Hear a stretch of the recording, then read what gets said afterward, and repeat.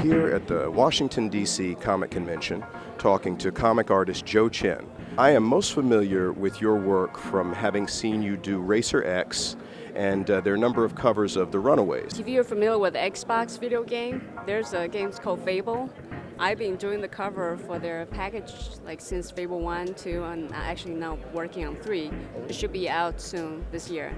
And I also work on some of the Dark Horse title, Star Wars Invasion.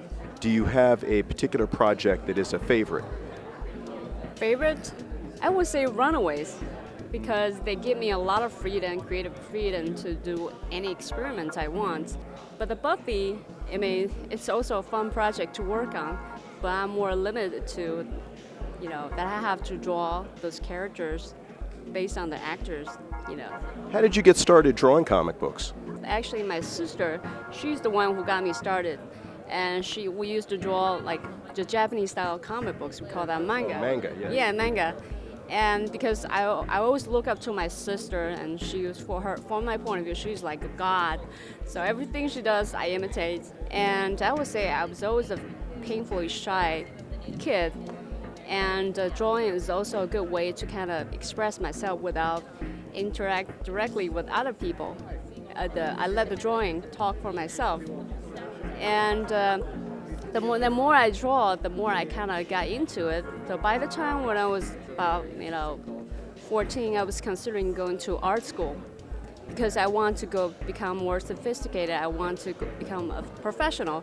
Then I went to the art school in Taiwan. I was born and educated in Taiwan.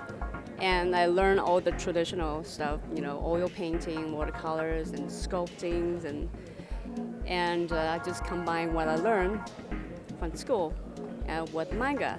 So kind of create a new style. It's more of a hybrid style. But so far, people have pretty good reactions about it, yes. And I would say the first job, that's how I actually got my first job in the United States, is doing the Speed Racer comics. It's like a spin-off series of Speed Racers called the Racer X. And because I was doing the Japanese style. But that kind of helped me get into the industry in the United States and slowly then work for DC and Marvel and Dark Horse, etc. What characters would you like to illustrate in the future? I always think Batman's really cool. I wish sometimes I would have the chance to do, some Batman covers. Yes. Okay, well, hopefully not just the covers. You'd like to do some actual books, the interiors, wouldn't you? I always have a passion towards interior. But I think because, again, I used to work for the industry in Asia, so I'm kind of used to the Asian way.